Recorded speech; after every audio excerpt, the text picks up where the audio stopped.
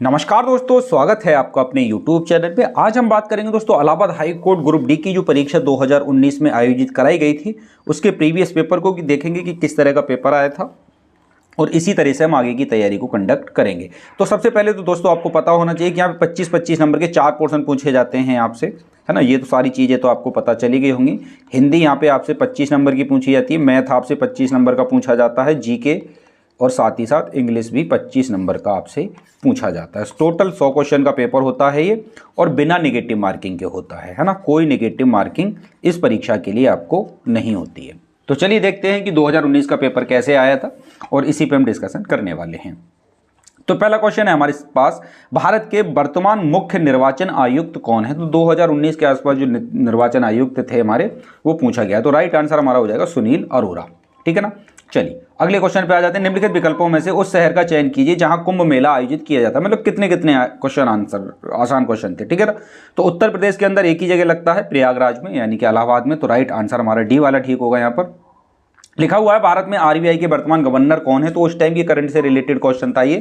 तो आरबीआई के गवर्नर उस टाइम कौन थे। तो सबसे पहली बात आपको बड़ा आसानी से ये क्वेश्चन कर लेंगे, है ना, शशिकांत दास। सी आंसर हो जाएगा, अभी भी हैं 2000। अगला क्वेश्चन है क्वेश्चन नंबर 4। 2018 में एमसी मैरी कॉम ने विश्व चैंपियन में ऐतिहासिक डैश स्वर्ण पदक जीतकर एक रिकॉर्ड बनाया था।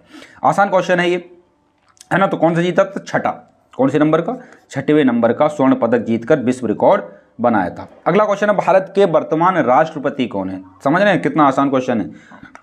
तो रामनाथ कोविंद, सी आंसर।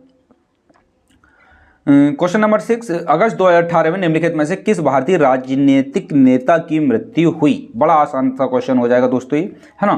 तो यहाँ पे अटल बिहारी वाजपेयी की मृत्यु 2018 में हुई थी, 16 अगस्त को, है ना। भारत के 10वें प्रधानमंत्री थे वो, आप लोगों को पता होगा।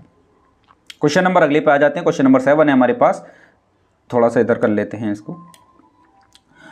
वर्ष 2018 में उड़ान टिकट बुक करने के लिए आईआरसीटीसी द्वारा निम्नलिखित में से कौन सा मोबाइल ऐप लॉन्च किया गया था। तो बड़ा आसान क्वेश्चन रहेगा ये, आईआरसीटीसी ईयर आईआरसीटीसी, है ना। राइट आंसर हमारा ए होगा।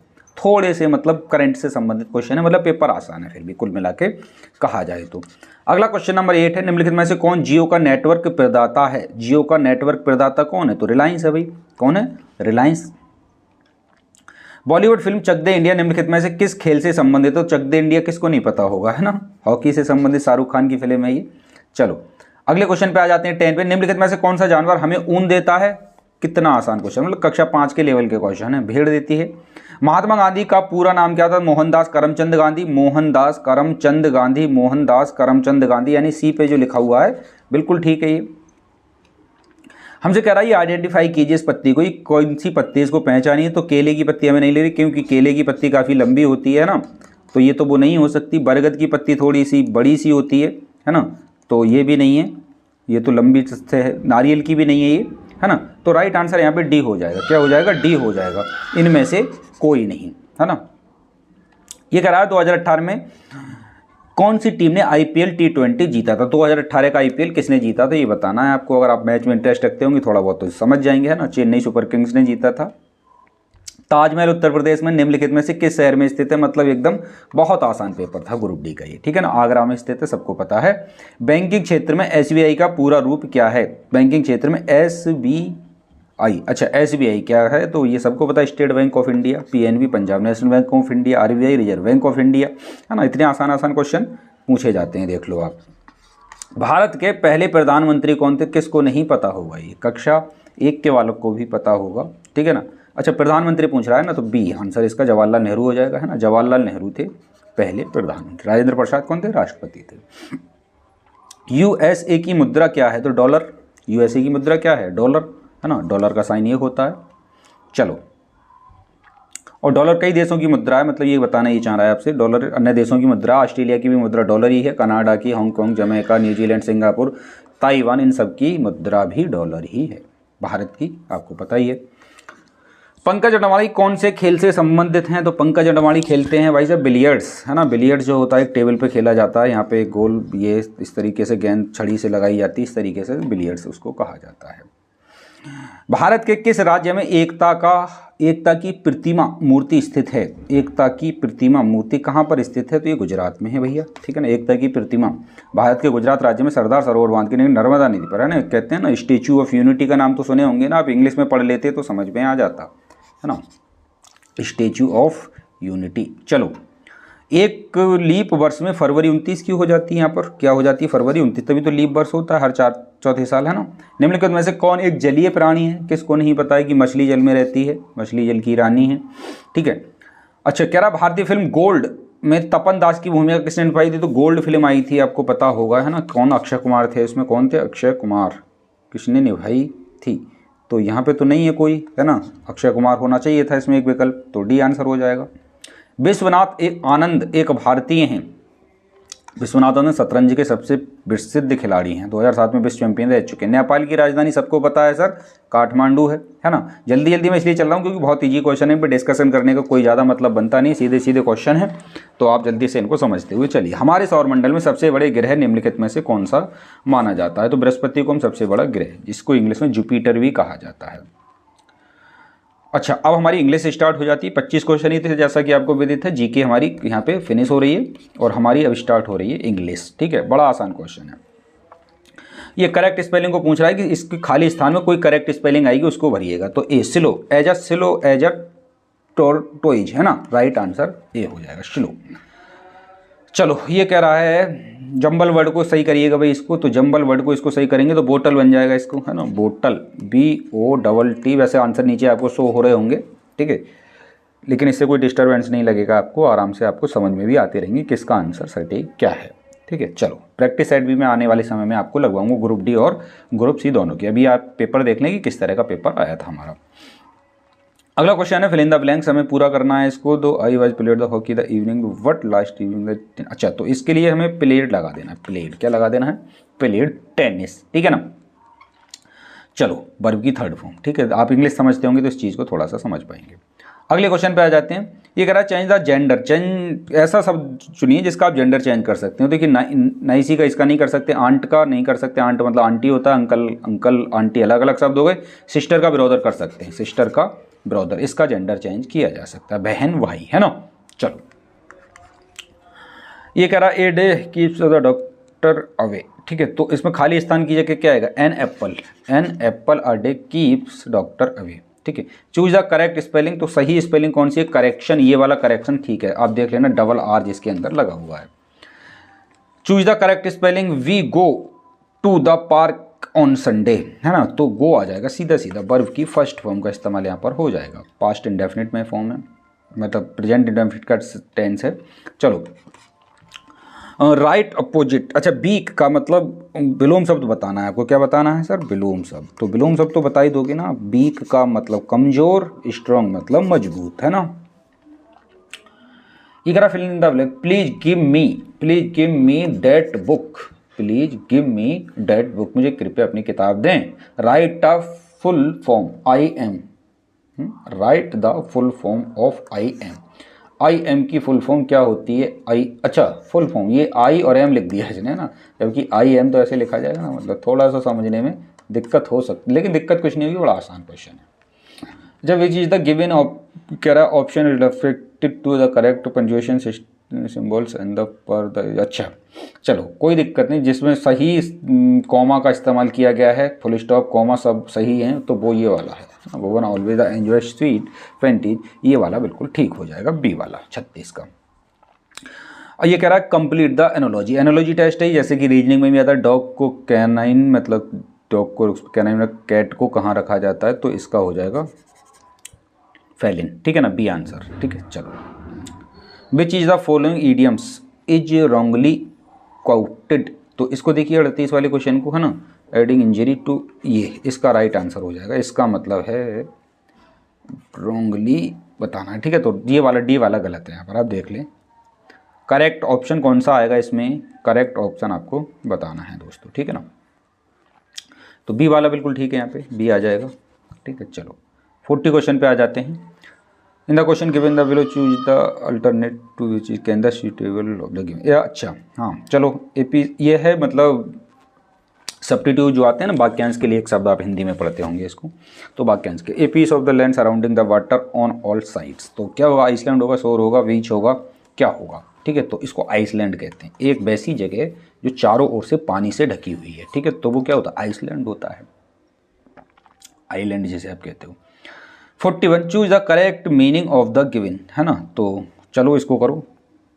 नंबरस का क्या मतलब होता है, नंबरस का मतलब हो जाएगा ग्रेट इन नंबर, ठीक है ना, बी आंसर।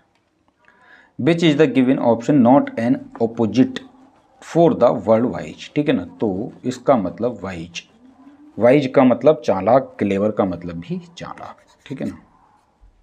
अच्छा, वाइज मतलब बुद्धिमान का पर्यायवाची है। अच्छा थोड़ा सा, विच is the given option is not, अच्छा नॉट ऑप्शन होता है, बिल्कुल ठीक है, बी आंसर ही ठीक है इसके लिए, ठीक है ना।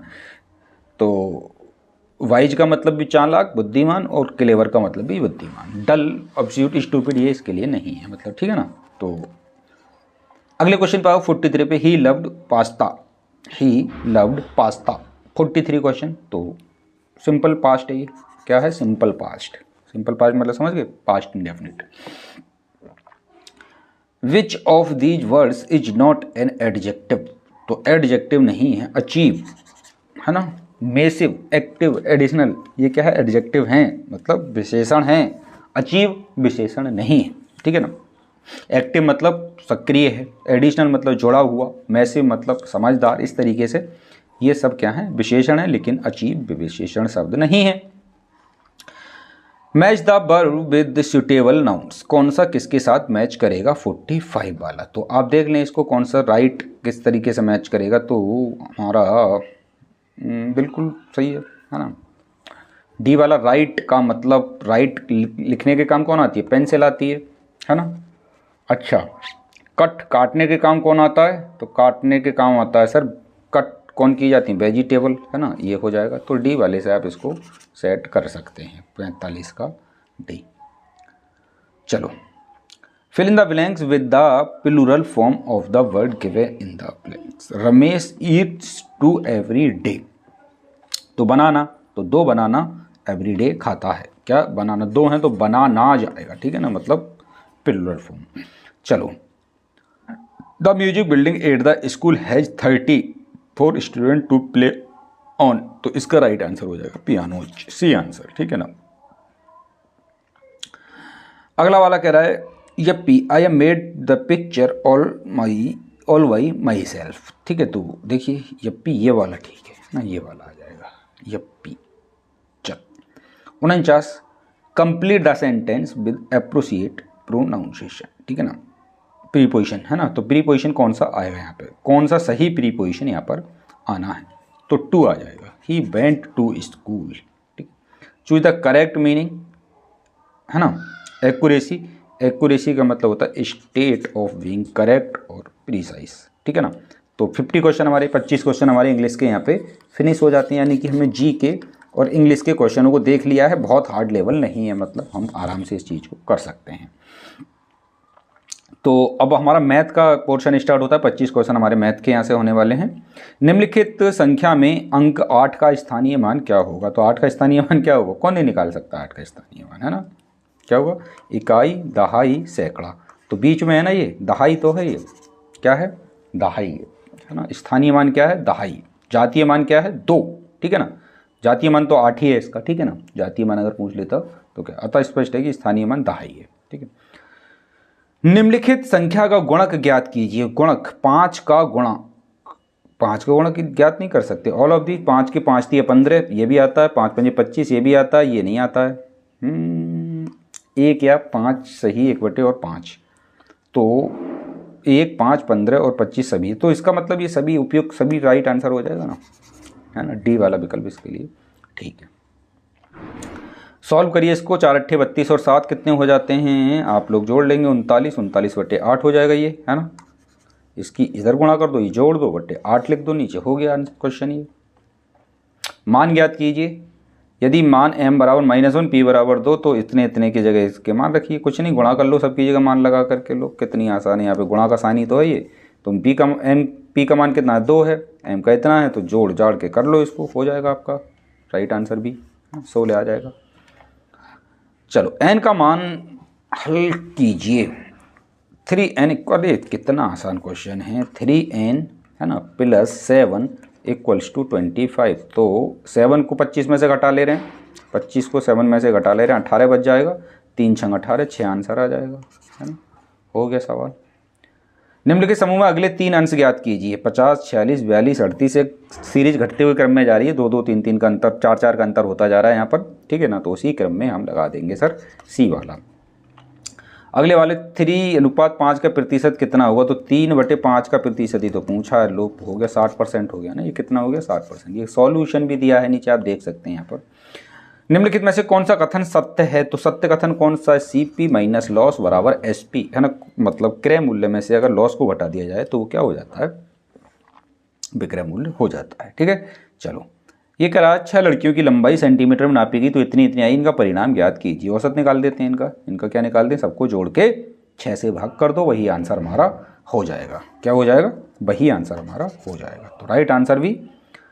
इन वृत्तों का कितना भाग गुणा से युक्त है। तो अच्छा, 1 2 3 4, 1 2 3 4, 4 4 हैं ऊपर और नीचे 4 4, तो मतलब कुल वृत्त कितने हैं 8, टोटल वृत्त 8 हैं। अच्छा, इन वृत्तों का कितना भाग गुणा से युक्त है। तो टोटल वृत्त 8 हैं और गुणा से युक्त कितने हैं, 4 हैं। तो 4 ये कर लो आप इस तरीके से, ठीक है ना। तो ये हो जाएगा हमारा 4/8। 4/8 में से 4 पे गुणा है के साइन है, ये कहना चाह रहा है ये। गणना कीजिए 60 का 150, तो 60 गुणा 150/100 हो गया आंसर आपका 90। हो गया आंसर आपका 90। चलो, मेंसा कुल 1/3 किलोमीटर और आज 3 किलोमीटर चला। मेंसा कुल कितने किलोमीटर चला, सबको जोड़ लो। 1/3 3/4, मतलब एक तरह से लैसा निकलवा रहा है आपसे, है ना। भिन्न के सवाल हैं ये, भिन्न के सवाल 5वें 6ठे में पूछे जाते थे आप लोगों से, 4थे 5वें में तब के सवाल हैं। यदि 1 दर्जन पेन की कीमत 180 रुपये, तो एक पेन की कीमत क्या है, 12 से डिवाइड कर दो इसको, है ना। एक पेन की कीमत 15 रुपये। अरे भैया 12 पेनों की कीमत 180, तो एक पेन की कीमत 12/180, है ना। 180/12 डिवाइड कर दो, स्क्वायर करके करो, 8 हो जाएगा। 8 3 गुणा 4 कर लो मल्टीप्लाई। ये सॉल्यूशन बड़ा आसान है इसका तो भैया, है ना। 1/3 आंसर इसका रखा पड़ा है आपके सामने। बड़ा आसान क्वेश्चन है ना, मतलब इतना आसान मैथ है कि जिसने मैथ ना भी पढ़ा होगा ना वो कर देगा। सिंपल गुणा भाग जो गांव में हिसाब किताब लगाया जाता है ना उंगलियों पे, वो वाले सवाल है। 4 और 5 के पहले 2 सार्वगुणज क्या होंगे। 4 और 5 के पहले 2 सार्वगुणज, ठीक है।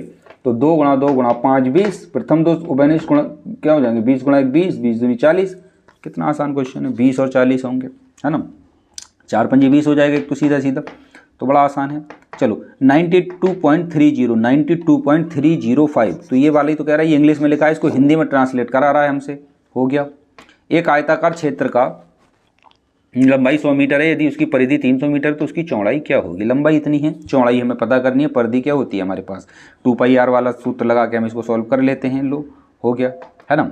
चलो बी आंसर इसके लिए ठीक हो जाएगा, क्या है 50 मीटर इसका राइट आंसर आ जाएगा। चलो आगे, यदि P बराबर इतना, T बराबर इतना, R बराबर तो साधारण बात PRT/100 से कर लेंगे आप इसको, ठीक है ना। PRT/100 से करेंगे तो आपका आंसर क्या आ जाएगा, 160 रुपये आएगा। बड़ा आसान क्वेश्चन है, जो क्वेश्चन आप सॉल्व करना चाहें उसको पॉज करके आराम से सॉल्व कर सकते हैं, ठीक है।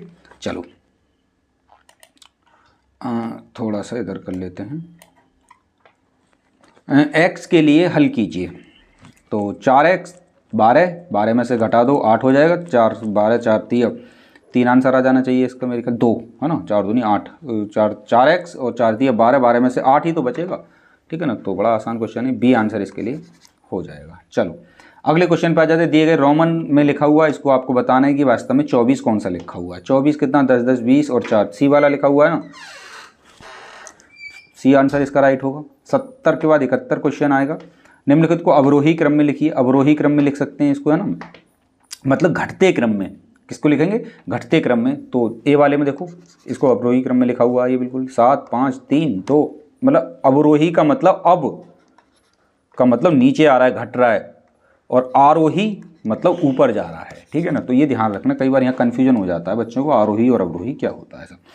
5009 के बाद क्रमागत संख्याएं क्या हैं। 5009 के बाद क्रम से आने वाली संख्या, तो 9 के बाद 10 और 10 के बाद 11। लो कितना आसान क्वेश्चन है ये। क्रमागत का मतलब तो ये होता है ना, क्रम से आने वाली संख्याएं। निम्नलिखित में वर्गमूल ज्ञात कीजिए। तो 225 किसका है? तो 15 का ही तो होता है। ये सीधा सीधा पूछा है, मतलब कुछ दिमाग ही नहीं लगाना है आपको, ठीक है। एक त्रिभुज की परिधि इतनी है, त्रिभुज की परिधि की बात कर रहा है ये पूरा, ठीक है। परिधि कितनी है? 72 से भुजाओं की लंबाई 3, 2, 4 के अनुपात में तीनों भुजाओं की लंबाई सेंटीमीटर में ज्ञात करनी है।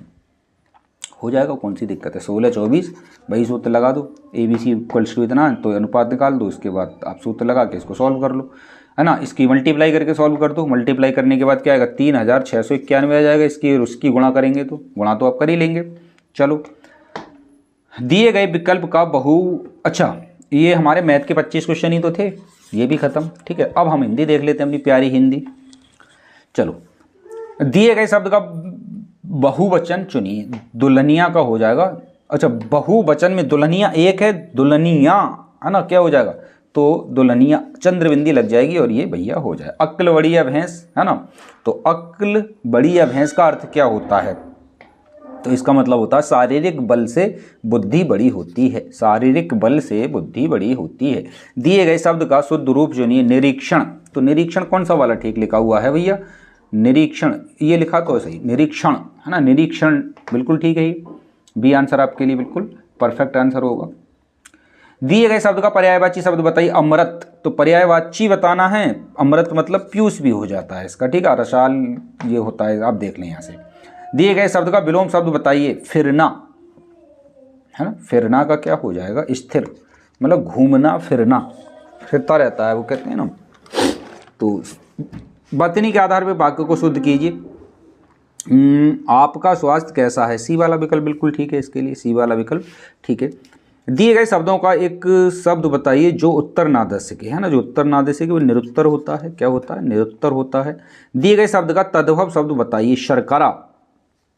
तद्भव शब्द बताना ना, शर्करा। तो शर्करा का तद्भव शक्कर होगा। शर्करा का तद्भव क्या होगा? शक्कर, है ना। शर्करा संस्कृत का एक शब्द है। प्रभु जी तुम चंदन हम पानी।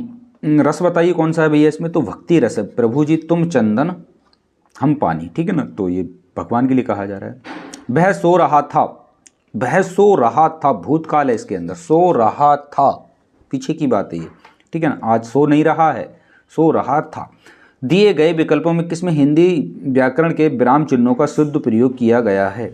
ठीक है। जो बक्सा जो कल यही रखा था आज, अच्छा, जो बक्सा जो कल यहीं रखा था, वो बक्सा जो कल यहीं रखा था आज नहीं है, ठीक है ना। विराम चिन्हों का शुद्ध प्रयोग इस वाक्य में किया गया है, ठीक है। बात क्लियर है? कोई डाउट तो नहीं होना चाहिए यहाँ पर मेरे ख्याल से। ये वाला अच्छा, ठीक है, बी सी वाला ही ठीक है इसके लिए। रमेश कल आएगा। तो रमेश कल आएगा, इसमें क्या है? कल आएगा। तो रमेश कौन सी संज्ञा है यहाँ पर?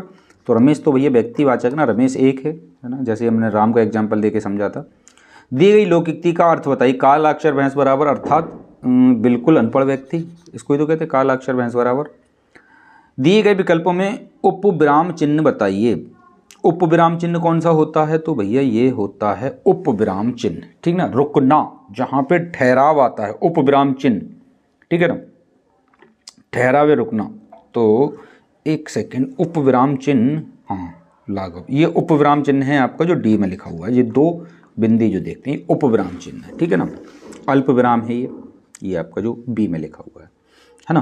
चलो, कारक कितने प्रकार के होते हैं? तो 8 प्रकार के कारक आपने पढ़े हैं सबने। 8 प्रकार के कारक हमने पढ़े हैं। कर्ता ने कर्म को करण से संप्रदान के लिए अपादान से संबंध का की के अधिकरण में पर संबोधन है, ठीक है ना। तो ये होते हैं हमारे 8। निम्नलिखित में सही विकल्प को चुनिए। अच धन अंत। तो ये इसका क्या मतलब होता है? अजंत हो जाएगा, ठीक है ना। इसको सही से करेंगे तो राइट आंसर ए हो जाएगा।